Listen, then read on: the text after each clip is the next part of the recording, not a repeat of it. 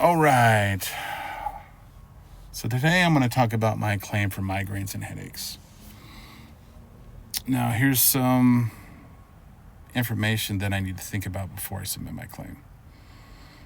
And this is going to be a growing process for me. I'm trying to get this all dialed in to figure out what I need as I put in my claims.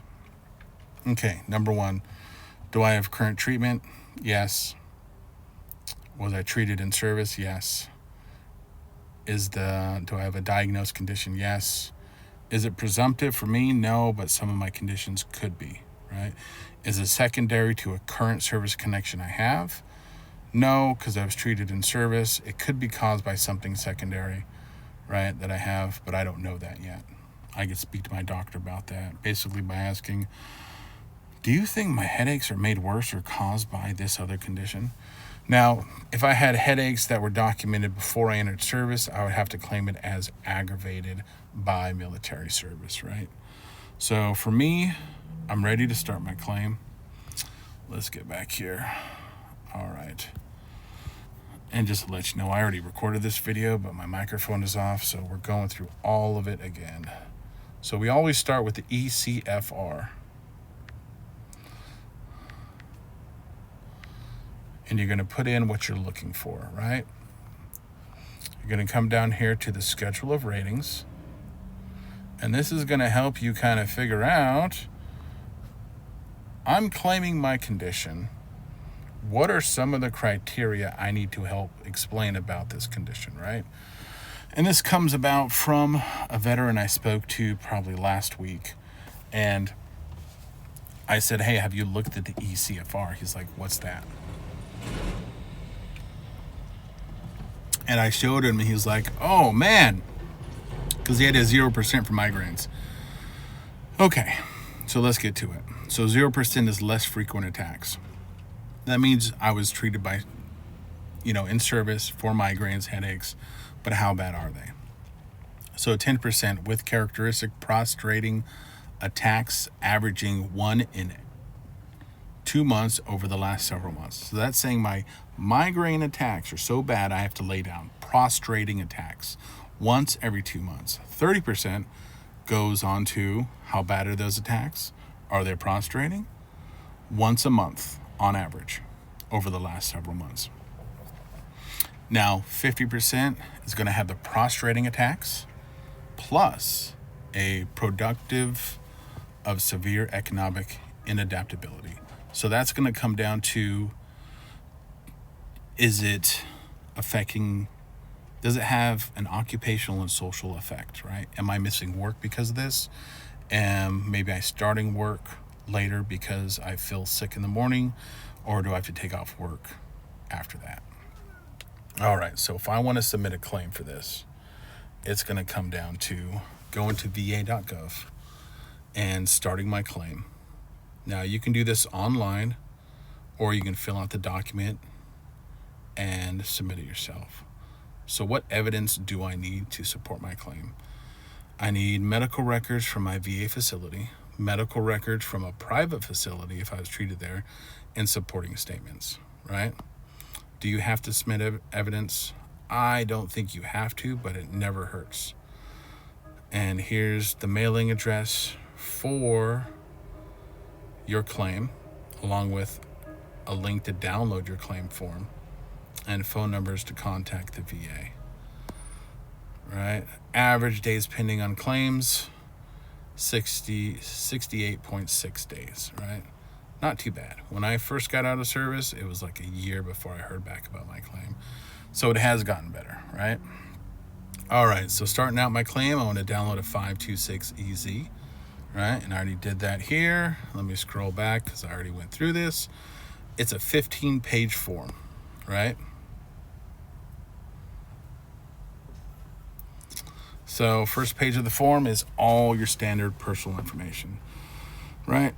Box 1 is standard claim process for me, my name, social, birth date, phone number, address, email, and then if my address is changing, I would fill out section 2 of that change of address. Now, changing your address and notifying the VA or changing your phone number or email keep that up to date. I keep it up to date because sometimes you're notified and then you don't get the notification and then they close your claim, right? I'm sure it's all happened to a lot of us. So keep your address, your email, your phone number up to date in the VA systems if you're pursuing claims like I am, right? On to the next section. If I was homeless, I would fill out this section and try to get connected to somebody about housing and other support, right? Okay, exposure information. I don't believe my condition is due to exposure, but if you have, or if I was to submit a claim that had to do with some sort of exposure, I would fill this section out. On to page 11, I'm going to list my service connections that I plan on claiming. That's going to be migraines, and it's just straight out migraines, treatment, and service. If it was secondary to another condition, I would do migraines secondary to that other condition, right?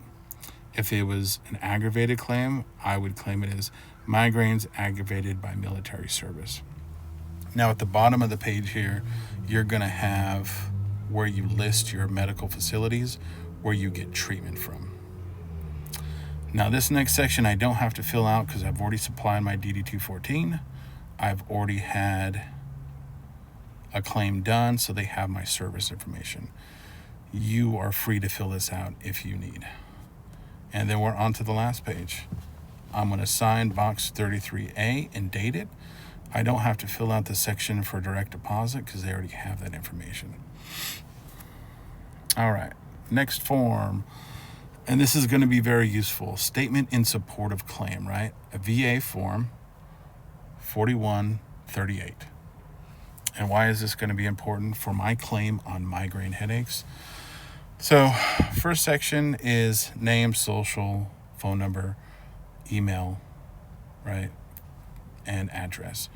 On this form, I'm going to use it as my migraine journal. I'm going to open it up on my computer and write today's date, and then when my migraine started, how long it lasted, did I take medication, was it a prostrating attack, did it affect my job, right? Did I call in sick before work and start work late?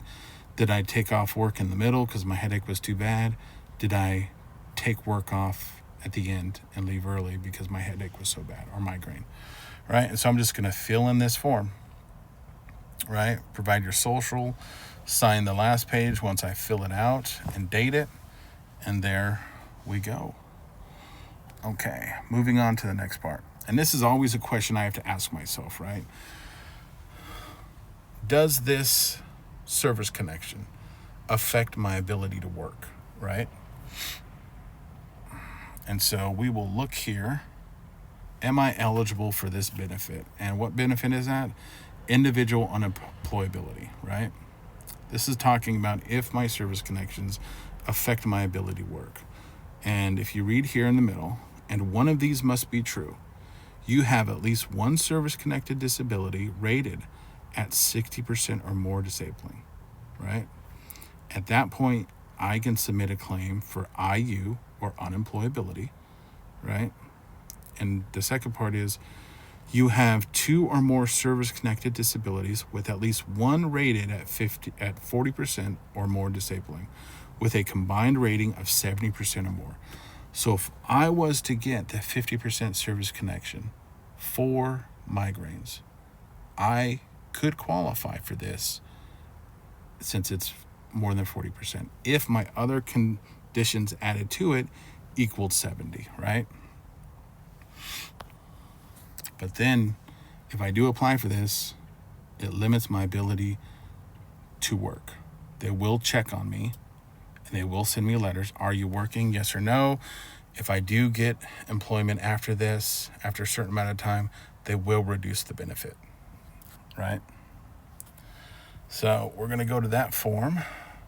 Veterans application for increased compensation based on unemployability. VA form 21-8940. So same thing as every other form. First page, name, social, birth date, address, phone number, email. Section 2, fill out the conditions that you want to claim. No, if you do this, you will go to exams for these conditions, right? That's what I have to think about. And maybe I don't want to get rated again on my back. So I would not put that on this form because I will have to go to an exam. And I know in the last couple of years they changed the ratings on backs. So the percentage I have on my back, if I went in today, I would not get that rating. So a little word of advice for myself. I'm not going to apply for this right now because my conditions do not currently prevent me from working, right? If I do, any claimed condition I put on this form, I will have to have an exam for, and that could be reduced. It could be increased. You never know. Be careful, right? So then you go on to input your employment information, past employer's address, the dates you worked there, how much you made, how many hours you worked, what type of work you did. And it goes on to education, and then remarks, and then you sign a date, right? So thinking all together on this claim, I have current treatment. I'm going to write my statement in support showing if it affects my work on the days I call in sick due to my migraines. Are my migraines prostrating attacks? How severe are they? My migraine journal is going to track that information, right? And then I can also write a statement about my migraines. And when I'm in that exam, I'm going to give the doctor a copy of those so he has the information the VA has. And that's about the best I can do. But yeah, I'm going to work on some more of these as we go, probably 1 or 2 a week. I know they're not polished, but I talked to this veteran the other day and he had a 0%. And the way he was talking, he should have had a 30, but he didn't explain himself either to the VA or to the examiner. Or sometimes when you're having a conversation with people, they don't hear everything you say. So I'm going to write it down and I'm going to submit it as I go. And hopefully that evidence is read and seen by somebody. Because that's the worst thing I hate when I get rated for a claim. And I'm like, I wrote a statement for that. And they're saying that information isn't there. So that's what I got to work on. Let me know how you're doing. If you're putting in any claims, if you got any advice for me or anything like that, I'd appreciate it because this is one new process for me. And I feel like I'm discovering, like the ECFR, ways to understand this VA process. Because I've been denied claims before and it's confusing. Like, I know I was treated for that in service. I was there. Did they not document it correctly, or did those records not make it, back home? I imagine the ones that, the issues I was treated for in Iraq were just like put in a burn pile, and I doubt they shipped them back. But good luck out there. Stay in touch, and I'll try to do more videos as I continue my claims process. Thank you.